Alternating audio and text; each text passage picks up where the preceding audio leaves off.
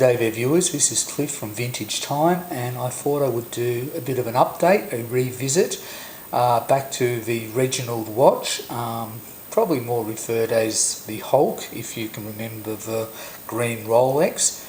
And it's been 10 months now since I've had this watch. I usually wear it once every fortnight and it's holding up really well, so I thought I'd just come back to you and answer a few questions, and we'll do a few close-ups and just talk about the watch in general. So first up, I'm going to do a weight test. So the weight test reveals that this watch is 124 grams. That includes all the links. So it's not too bad in terms of weight. It's not a heavyweight watch, but it really does feel comfortable at this type of weight. When watches exceed 150 grams, a lot of people start to think they get a bit too heavy and a bit too bulky. So it's a very comfortable watch. You're going to find this wears quite well. Okay, we are back to the Reginald Revisited, and there were a few questions on my last video and I thought, well, I better answer a few. First up, if we look at the bezel, it's unidirectional and it's a 90 click bezel. In point of fact, it's actually quite light. I enjoy that because I don't intend to use this as a diving watch, but for everyday use, and actually I use the bezel all the time, you want something that's easy to turn. And quite often I've found with the expensive watches, the bezels are just too hard to turn around. The Seikos are notorious for it. You just want to get a grip on it and you just can't. Okay, so I actually enjoy the bezel on this. It's quite good. Obviously this is a homage watch to the Rolex. Doesn't have any logo on the crown, but if we reverse to the back, we can see clearly there's a logo there, which looks similar in some ways to Rolex, but not the same. So they've tried to emulate a few features. The watch will be a bit smaller than a Rolex. If you're expecting it to be exactly the same size and weight, it will not be. It's a quartz watch and it will be a little bit smaller. I think it's around about 38mm cross in diameter. And I like that because that's a nice size for any small to medium wrist. The watch band, that's something I wanted to talk about.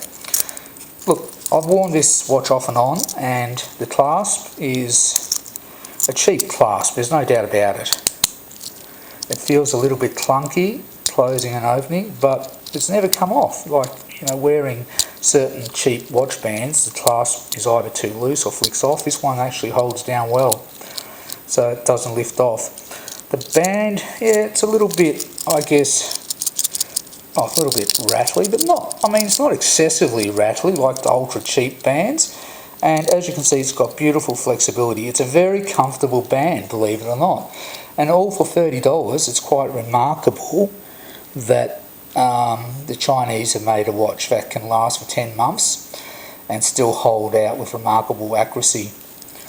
All in all, a very good buy, I think, for anyone who wants a cheap watch that looks a little bit like a Rolex but doesn't quite look the same. So it is a homage, so it's not an imitation, which is not what we want, but I reckon it's great. The Cyclops Eye, obviously it works, but it's not magnifying like what you expect from a Rolex. I mean, let's face it is $30.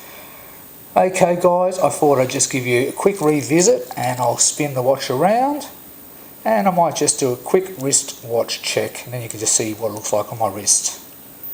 Okay, I've got on the wrist and as you can see it fits my wrist beautifully. I mean, I've got a medium wrist, doesn't take over the whole wrist, and if I shake it, there's no shake in the band. I'm not wearing the band excessively tight, so no rattle, and that's a good sign. And as you can see, this dial does really pop when it hits the light. So in the sun, it's just an extraordinary watch for the price. Okay, well that's over and out from Cliff from Vintage Time. Have a nice day everybody, hope you enjoy this video. Bye.